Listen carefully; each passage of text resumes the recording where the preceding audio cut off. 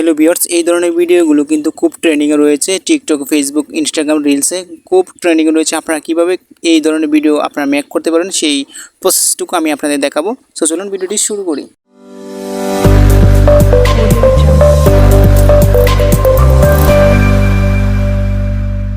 এই ধরনের ভিডিও তৈরি করতে হলে আপনাকে সর্বপ্রথম দুইটি ছবি আপনাকে ডাউনলোড করতে হবে এই ধরনের। সো আপনি যেটা চান আর কি ভিডিওটা তৈরি করতে, সেই ধরনের আপনাকে দুইটি ছবি ডাউনলোড করতে হবে গুগল থেকে। সো আমি দেখিয়ে দিচ্ছি আপনারা কীভাবে ডাউনলোড করবেন।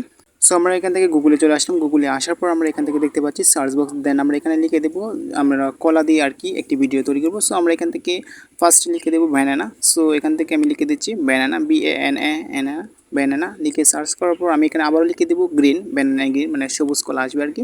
সো তারপর এখান থেকে ইমেজে ক্লিক করবো। ইমেজে ক্লিক করার পর আপনার পছন্দ যে ছবিটি ডাউনলোড করতে চান সেই ছবিটির উপর একটি ক্লিক করে দেবেন। সো আমি এখান থেকে সর্বপ্রথম যে ছবিটি আছে জাস্ট আমি সর্বপ্রথম ছবিটি ডাউনলোড করব।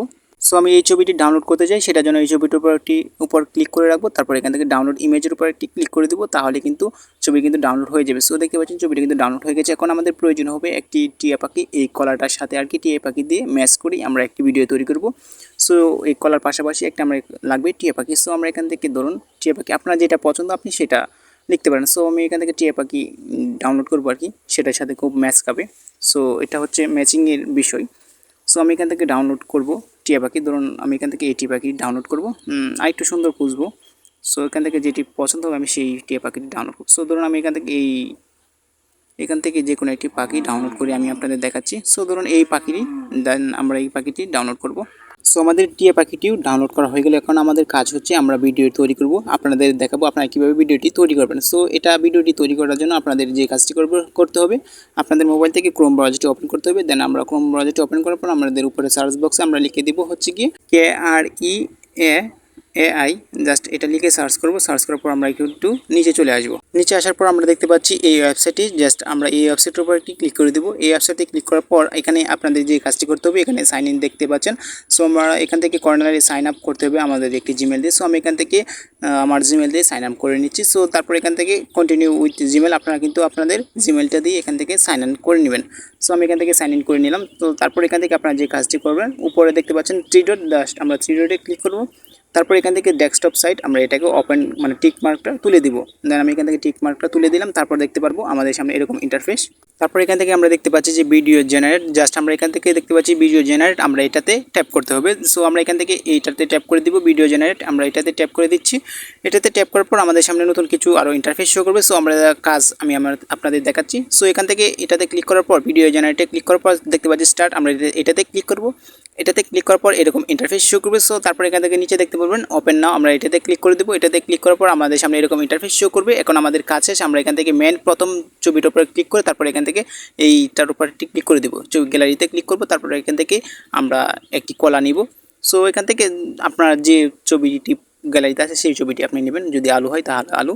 তারপর এখান থেকে এটি নেবেন, নেওয়ার পর আপনারা এখান থেকে আপলোডিং দেখতে পারবেন। এটা আপলোডিং হয়ে গেলে তারপর এখান থেকে দ্বিতীয় ছবিটার উপর আবারও ক্লিক করবেন।